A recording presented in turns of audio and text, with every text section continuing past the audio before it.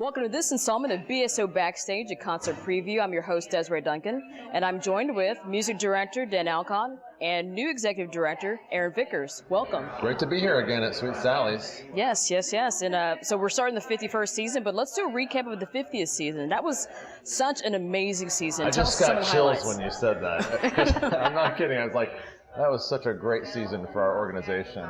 And the great thing about it is celebrating the forethought of people who 50 years ago said this is an important part of our community, and to make this an important thing, and the people that put down that footprint. For me, I've been here 10 years, this was my 10th season, to celebrate that 50 years was really great. So we had been planning it for several years, thinking how can, we can't let the 50th anniversary season go by without just a great celebration. So we really bookended it with two of the great works that we could put on. We started with Beethoven's Ninth Symphony, which featured 4 soloists and the master singers and the tech chorale, and of course many people said, "Wow, that's brave to start with Beethoven 9." But we ended with our second collaboration with Asheville Lyric Opera, and we performed the opera Tosca. And the cast was just fantastic. The orchestra played wonderfully. It was great. After dress rehearsal on Saturday afternoon, many of the cast and I went to Father Tom's to replenish our carbohydrates, and I said, yeah, that's a pretty great orchestra. That was actually our first rehearsal and our dress rehearsal, and they were just flabbergasted at how great the orchestra is in this community. So I'm always proud and also proud to have brought all these visitors here. That a lot of the technical people and stuff from Asheville came in, and they spent tons of money on the west side. They were eating at Ralph's twice a day, donuts, coming to Sweet Sally's, going to World Foods, going to Father Tom's. So it was great to bring people here and share what we know is a great community. Sometimes I think people from the outside come and that's more easily recognizable to them. Yes. And we just have to keep celebrating that. That's part of what the Bryan Symphony is responsible for doing. So.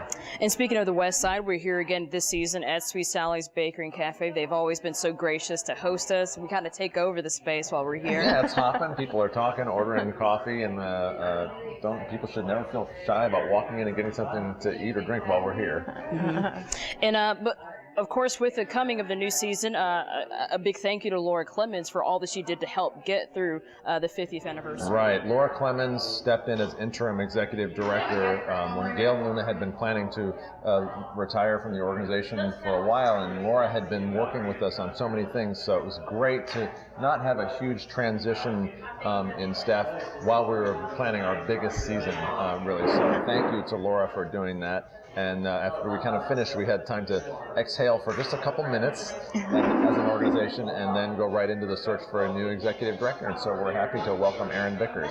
Yeah, speaking of new transitions, welcome Aaron. Thank you. So give us a little bit of the history of who you are, what you've done, so people can... And why you agreed to do this.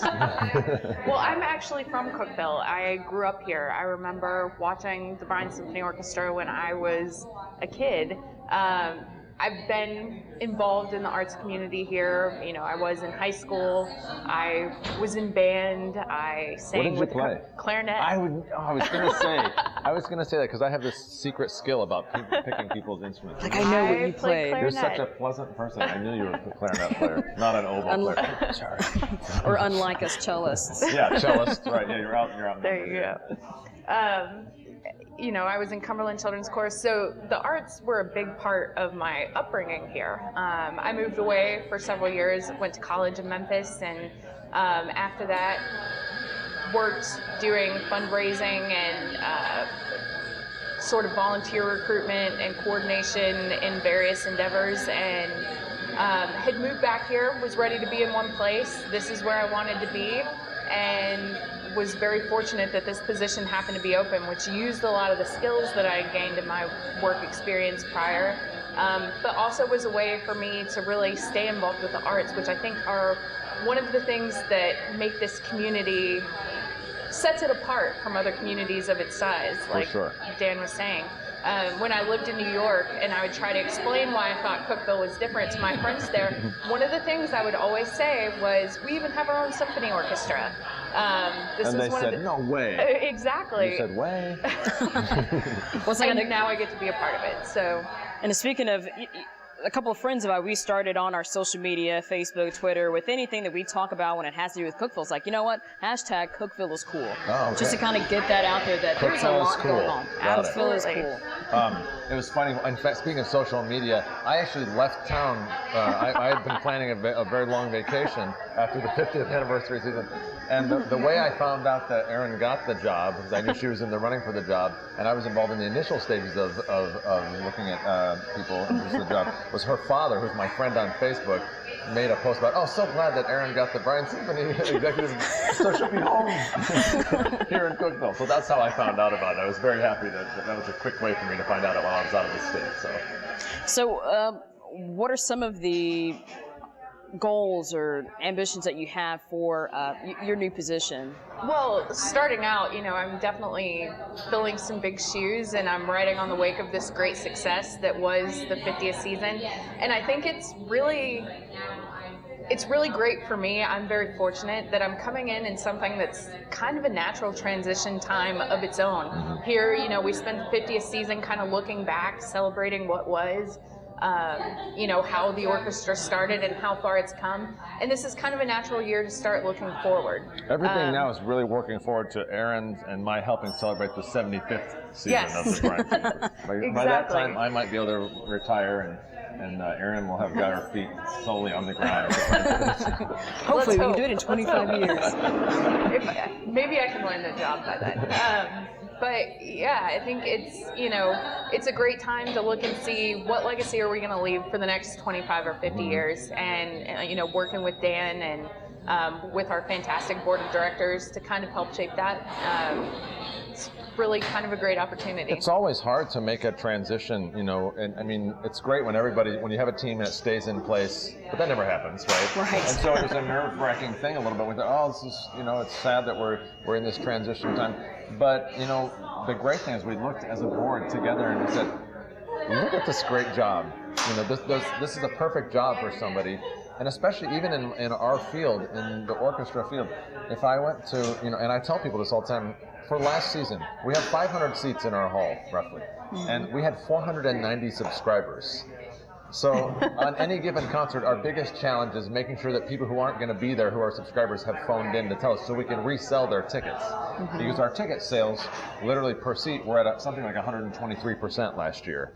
So that's a pretty, that's, if I'm coming and looking for a job, that's a pretty good number. That makes me excited. Look, we all have challenges. Since 2008, our industry, as have most industries, have suffered because fundraising has become a little bit more difficult. And what we are now engaged in, we have success. We are engaged in reactivating the culture of philanthropy from businesses and individuals who are starting to do a little bit better since we've had some rough economic times. That's our big challenge right now moving forward, because it's such an important part of our community, and we don't feel bad about it, so we're going to go out there and make that happen. And speaking of moving forward, we're going to take a break to catch a segment on what's coming up for the next 51st season.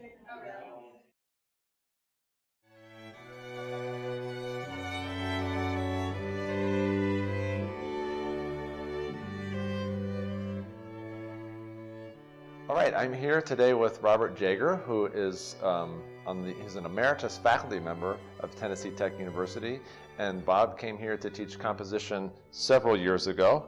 Just a few. A few years ago, and was actually retired at the time I came to Tennessee Tech, but I've become acquainted with him. And the nice thing is that Bob has kind of kept me up to date on things that he's doing. And so one of the neat things was, and usually it happens in the summer, scores of yours appear in my mailbox in the summer. And so several years ago now, I got a score of a piece called Of Things Remembered, and Bob had sent me a note, and I think you were still in Colorado at that time. Is that possible? That's possible. Yeah. Yes. And so a nice note. And so as I frequently do, I put scores and I put them in boxes. And I want to do this sometime, and maybe this would go with this. And so this year I came around and I found the perfect place for this piece on this concert. So I'm so excited that we get to do a performance. Is this the first time Of Things Remembered has been performed in Tennessee as an orchestra version? It's the first time. But it was premiered by whom? Adrian Adrian Symphony Orchestra up in Michigan. And was that with John Dodson? Yes. Yeah, who was the former music director of the Bryan Symphony. Right. So that was great. So tell us a little bit about your writing of this piece, and I know it's had a couple iterations. Well, it has. It was originally written for piano, for two pianos. Catherine and Herman Godis commissioned it back in the late 60s, and they did the premiere and with two pianos, and then later I put it in a competition, and it was fortunate enough to win in its class.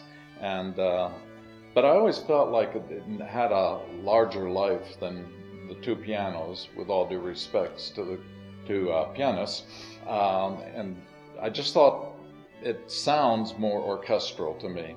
And so I sat down one time and decided, okay, let's see what happens here, put it together, and it went together as an orchestra piece rather easily. So you've orchestrated for string orchestra. Right. So what was your thought behind that? I mean, did you know that you were just going to write it for strings, or what was the process there? Well, it's mainly just transcription, and the point of it was that it was richer. Mm-hmm. There were some tonalities that I felt I couldn't get with keyboard. Mm-hmm. And so that's the reason why I decided to go with the strings. And the strings gave me a variety of things I could do, not only muted, a pizzicato, and color combinations. You don't have to sell me on the string orchestra, right? As I'm a string player. I think you went the right direction, of course. And when I heard it the first time, I thought, yeah, this is the life it should have. Great. So were you able to hear the performance of it live, or did you just hear it on recording? No, I heard it live, and that was fortunate because the recording was ruined during the performance. A battery or something went out on the recording equipment. They got the first movement down fine, and then the second movement came, and it just disappeared. Well, I'm excited that we get to perform it live here for our audience, but also so that you get to hear it again.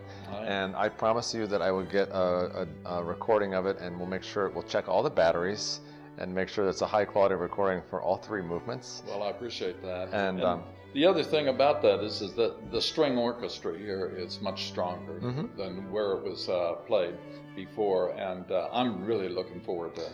Well, as our audience knows, they have a high level of expectation for what our orchestra can do, and it's always amazing to me.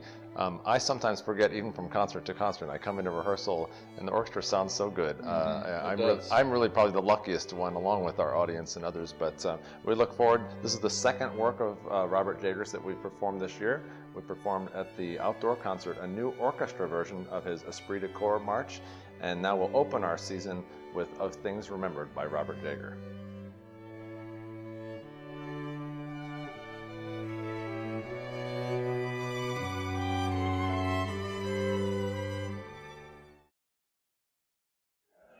All right, let's jump right into the 51st season. We've had the first concert, and it was the outdoor concert, and it was amazing. The weather was perfect, and the park was packed. Yeah, it was great. I think we had an estimate of about 1,800 to 2,000 people there at our free concert, which is how we like to start our season, because it gives so many people an idea of what we are capable of. And that concert, of course, is made possible by a great gift from Sam and Diane Glasgow in honor of Sam's parents. And it was so much fun. The last 2 seasons, we've had to move the concert inside. We always have a rain location. And there was no question those 2 years that, it was a deluge. So we were able to get a lot of people there. But to be outside in the park and to see the people of the Upper Cumberland coming in there, it was great. I was so excited that some of my friends from the Uplands retirement community brought their bus over so they could see the concert.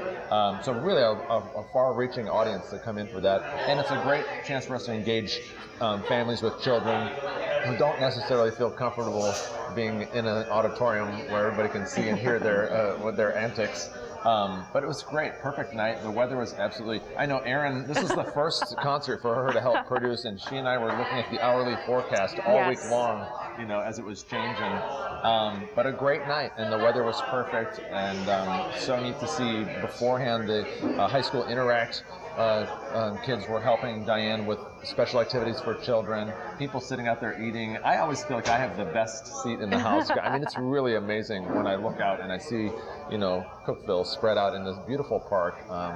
So great way to start our season. We actually played an excerpt of a couple of pieces that we're going to play on the season, and one of the pieces actually was a new march by Cookeville composer Robert Jager, and we're playing a work of his on our first concert. So I wanted to kind of link that. And Bob's always been really nice. When he has a new work or he's doing something interesting, he'll send me a note. Bob's a retired professor from Tech, an award-winning composer, and I didn't actually teach with him. He had retired before I arrived. But this summer I came home in my pile of mail. In my box was a score from Bob, and he had this Esprit de Corps march, which is a very famous march played by the military bands. And he had arranged it for orchestra. So I said, of course we're putting that on the concert. But I'd already planned to do another work of his, which is Of Things Remembered, which is a work that was written originally as a piano duo for Herman and Catherine Godis. Kathy Godis does our pre-concert lectures. She teaches piano at Tech, and her husband was a pianist. And it really was written for them almost biographically. It's supposed to be reflective of them. And so he'd made an arrangement of it for string orchestra alone. So we're going to open our season with that. I'm always proud to do something by someone from Tennessee, right. And someone who's alive, because it shows people this is a live business. We're not a museum. There are people making music in all sorts right now. Then we're going to have a work by Charles Bryan, who is our namesake, a composer who was from McMinnville, and this is the Bell Witch Cantata, and it's going to feature the Tech Chorale, and it's a secular cantata, meaning a work with a story for chorus and orchestra. But unlike an opera, the difference between a cantata and an opera is that there's not scenery, etc., and it's a little bit smaller scale. But it's a famous story that there's actually a famous cave near some town in Tennessee that I can't remember. Is it Adams, Tennessee? Where's Austin Peay? Am I allowed to say that word on air? Clarksville. Near Clarksville. On the way to Clarksville, you'll see a turnoff for the Bell Witch Cave. And the Bell family is one of the most famous haunting stories of the United States, and especially the early 20th century. So Charles Bryan wrote the libretto, all the words and poetry to this little setting of this story. It's very haunting, and it utilizes the singing reflects on what we would think of as shape note singing from the South. So it's a beautiful work. And it was actually premiered in Carnegie Hall by one of the 20th century's most famous choral conductors, Robert Shaw, in 1947. And at that time, Charles Bryan was in Yale studying with a famous composer named Paul Hindemith. And so this is a great work. Part of my work last semester on sabbatical was to reconstruct this work, which I did with a graduate student in Washington who found out I was going to be conducting this work, knew about my sabbatical, and things kind of got moving. So we kind of collaborated on this along with some of the other work that I was doing, which is very exciting. I feel like I'm kind of just like a little bit of an instigator now for Charles Bryan. 'Cause as soon as I started doing a little bit of work, and that's how the internet works, people started finding out, and I've had people who performed with Charles Bryan are sending me pictures, asking about things. We got the family involved a little bit, which is exciting. They're very proud that his work is being performed. So that's a really neat thing. Then on the second half of the concert, we're going to perform a symphony by Antonin Dvorak, who's a famous Czech composer. But the cool thing about Dvorak was that he helped America discover our native tongue in classical music. He was actually brought here with that sole purpose. There's a wealthy New York philanthropist named Mrs. Thurber who brought him. She was founding a conservatory of music in New York City for Americans. And so they brought him to be the first composition teacher. He didn't speak English. They hired a Czech-speaking secretary for him to help him with all these things. But that effort brought forth the next wave, the first wave of American classical composers. And Charles Bryan was only a generation or two beyond that. And when he went to study with Paul Hindemith at Yale, Paul Hindemith said, your Southern stories and this music that you're talking about is the real thing for you.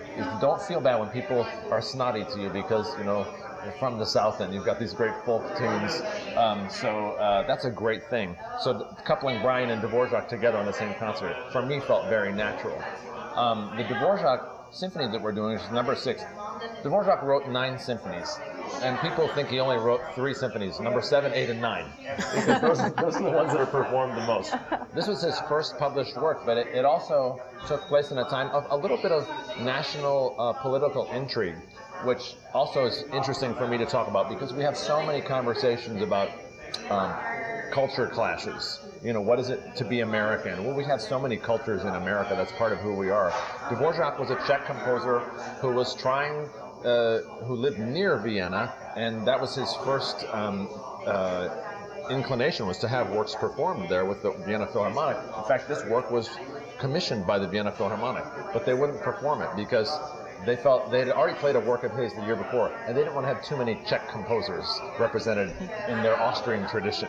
So it actually ended up being performed in London first. And Dvorak's real successes first came in London.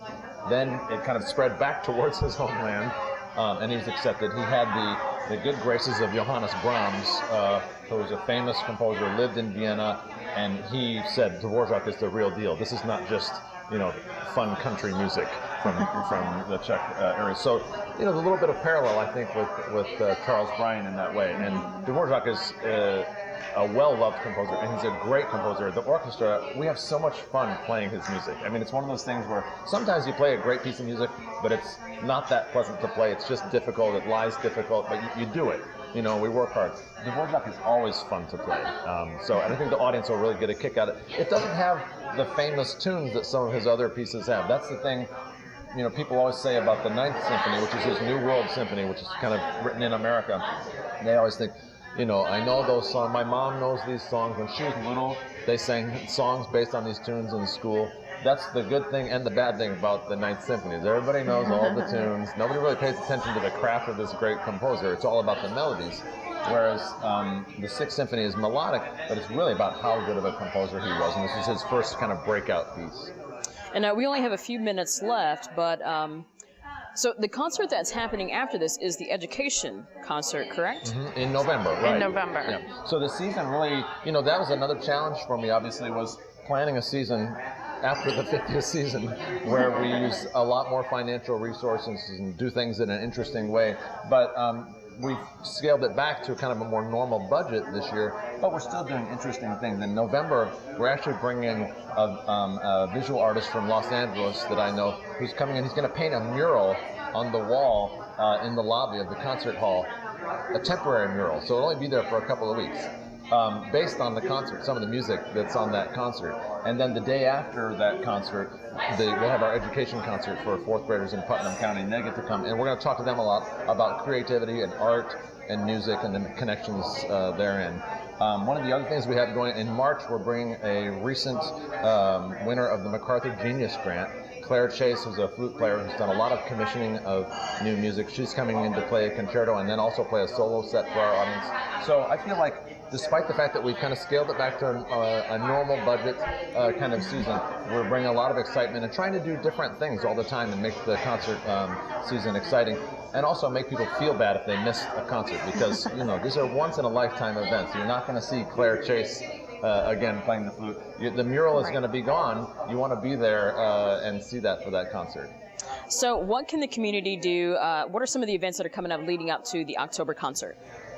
Prior to the October concert, this is a new kind of partnership for us. The Derryberry Art Gallery is actually going to start opening prior to our concert, so that'll be an opportunity this month for people to come on Symphony Sundays, go see the visual art that's going on in the same building, and then come to our shows. We also have the pre-concert lectures that Dr. Godis gives prior to each concert. And that's at 2 o'clock. Yes. Mm-hmm.